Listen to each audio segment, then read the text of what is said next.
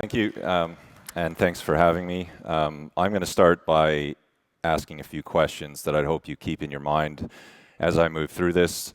My usual hook for everyone to think about investment is why vanadium, and I think specifically to this conference, the upstream side of our story is of interest to everyone. Why vanadium? Why Australian Vanadium AVL, and why now? And I'd also then add one last question, which rolls up all three of those, which is why long duration energy storage? And by answering that question, the other three should solve themselves by the time I'm done this presentation. And that's what I'm most excited about, and why I hope it is a fitting scenario of, as a Canadian, doing something which is skating to where the puck is going to be, which is long duration energy storage. And Scott Clement's opening comments this morning of finding companies at this wonderful conference that may one day become a 10-bagger. Please listen up and think through those questions, because long duration energy storage is a new market segment. Vanadium flow batteries are an absolutely proven commercialized technology being deployed in China at many gigawatt hour scale. And that new market is incredibly massive. Just in Australia alone, there's an addressable market for all the vanadium that could be produced in Australia alone, let alone the rest of the world. So let's get into it. Please read the disclaimer in your own time. Vanadium 101, you're probably wondering at a critical metals conference, why AVL, why now? Because the vanadium price is at a 10-year low. If you heard Terry and myself talk about it this morning, you'd probably conclude that that's going to change. The two key thematics to think in mind are the historical use case of vanadium has been in decline, that is used as a steel alloy, and the dominant driver of that is very simply rebar in China in buildings. And I think the last 3 years have been self-explanatory there, and that demand case has dropped over 30%. However, the hockey stick moment has arrived. At the same time and across the same time period, use of vanadium in batteries has gone from 1% of the market to now 15% of the market, and that is projected to become a full battery metal in the not too distant future. There's Terry's analysis there, which is 37%, and I'd like to make a case to you today why I think that can happen very much quicker than that, and vanadium becomes a battery metal before we know it.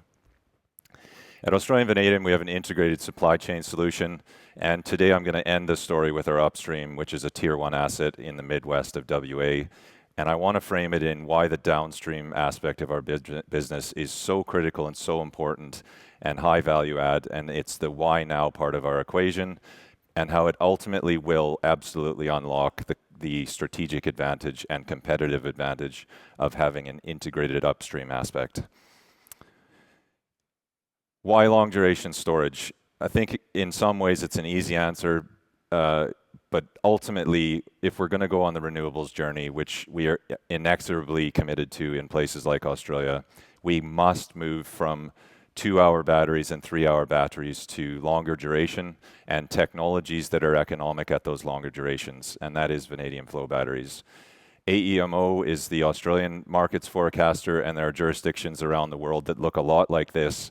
But even if we assume that all of the long duration that can be addressed maybe by pumped hydro, which in my opinion is probably not going to happen, it still leaves a massive addressable market just in Australia. That is some 7 gigawatt hours per year of long duration storage, where vanadium flow batteries are highly cost competitive and bring a bunch of other opportunities to the table. And that 7 gigawatt hours, to put it in perspective, an upstream asset like ours would be slated to produce about 1.2 gigawatt hours per year of vanadium. There is a battery now announced for Western Australia, which is a 500 megawatt hour battery that will be the largest flow battery outside of China. It's slated to be built soon, and that would comprise some 2% of the current global vanadium supply. So I need to frame this in gigawatt hours because that is the end market, and the why long duration storage question is important, but the conclusion is huge addressable market, and now I'd like to show you why flow batteries are going to play a role there. Flow batteries are proven. I'll get to the next slide, which is how many gigawatt hours are deployed. There is no longer a question of technical risk at these utility scale batteries. And it's really coming down to economics. And I'm an economist. This is where I get excited. Vanadium flow batteries have this curious nature where the longer the duration is, the more cost competitive they become. And depending who you talk to, the crossover may be 4 hours, it might be 6 hours. But the reality is the energy market is now pricing in places like Australia 8-hour batteries, and that is where this becomes compelling. And then when you're cost competitive, you bring all these really elegant solutions to the table, which is that it's a non-flammable technology. You can easily augment the duration, which is a really big superpower of the battery. If you want to go into the market with a 4-hour battery and get the revenue then, 2 hours later, augment to 6 hours. This battery is super easy and low cost to do that. Lithium literally cannot do that. And as we move into the longer durations, we start eating the lunch of pumped hydro, which those who follow the energy sector in Australia will probably know is not going that well. And ultimately, in jurisdictions like Australia, there just aren't that many pumped hydro opportunities. The last but not least thing, which is going to become prevalent in Australia, is local content does matter, and vanadium batteries, without trying too hard, you can get to 70% local content, and you can certainly move up from there. And our competitors bringing lithium ion into those large-scale lithium battery space are going to struggle to probably get above 20%. And if you look at the procurement mechanisms and the capacity investment schemes and the other ways that these batteries get revenue, it's becoming increasingly important to have local content in these jurisdictions. The other aspect of vanadium that's worth considering is the batteries will last 30 years under warranty with virtually no degradation. Our models suggest they'll last 50 or even 100 years with a bit of maintenance, but ultimately you have longevity without duration, and that is really driving a great outcome on the economic front. Here's China and what they're doing broadly. This is happening outside of China, but not at that scale. And coming back to the West Australian story, this is the dam breaking moment. And the battery being built there is only one step below the biggest one in the world, which is massive, 500 megawatt hours. China's not only deploying over 100 utility scale batteries right now, they are also building 35 gigawatt hours of vanadium flow battery manufacturing capacity. If you want to bring it back to the commodity side, that is a staggering amount of vanadium. The leading manufacturer in the world, Ronca Power, out of Dalian, this year they will grid connect 3 gigawatt hours of vanadium flow battery. But even more interesting to me, they will reach 3.5 gigawatt hour per annum production base. And that is some 15% of the global vanadium supply in one manufacturer. So pay attention to the commodity side of the story as well. Here's our story. We are focused in terms of our integrated chain on Australia, and I think a lot of our commodity producers, we focus on international jurisdictions simply because of addressable market size. Actually, in Australia, our addressable market is more than enough, and we are pursuing projects, not just the Kalgoorlie battery opportunity in Western Australia, but projects on the East Coast, because the nature of the electrical network there is they're already pricing in 8-hour mechanisms. It's really interesting, and the batteries being proposed there are already bigger than what's slated in Western Australia. So here's Project Lumina, and it's probably not common and typical that someone developing a Tier 1 asset in Western Australia is also developing a really elegant, strong IP point, which is an off-the-shelf, scalable, turnkey Australian solution for what they're already doing in China. That is full design, full costing, full detailed ready, that we can deploy hundreds of megawatt hour capacity. This is a 500 megawatt hour battery, and Project Lumina, by the middle of the year, will have all of that work done. And for us, that's first mover advantage. And for us, that is also cost competitiveness advantage. We believe we're the only company in Australia, probably the world, who's looked at how to really cost effectively and with certainty, where a bank can go in a data room, deploy a large-scale vanadium flow battery. We're also established electrolyte producers in Western Australia. Last year, we built, designed, commissioned, and now operating an electrolyte facility. And a big milestone for us is we've successfully deployed that in a battery with Horizon Power, a leading utility in Western Australia. So we have the midstream, we have Project Lumina nearing completion, and we've committed to make FID ready our downstream Project Lumina capability, readily deployable into opportunities like Kalgoorlie, which has 150 million of state funding attached to it. just a pretty picture, but this is way more important than we anticipated and is going to become more important. The ability to augment and move with the energy market as it changes its pricing mechanisms is critical. Yesterday, I was in Seoul speaking on a panel with a bunch of very large lithium-ion developers, and they emphatically said they cannot do this. They cannot augment. And this is brilliant because if you want to deploy capital at 4 hours on year 1 and put a 6-hour battery in at year 5, very simple, very low cost, very elegant. You just add a few tanks and you fill it with electrolyte. So it's a little bit technical, but this is actually really critical to why these will be adopted, not just for their cost effectiveness, but for their ability to get more revenue as a battery asset.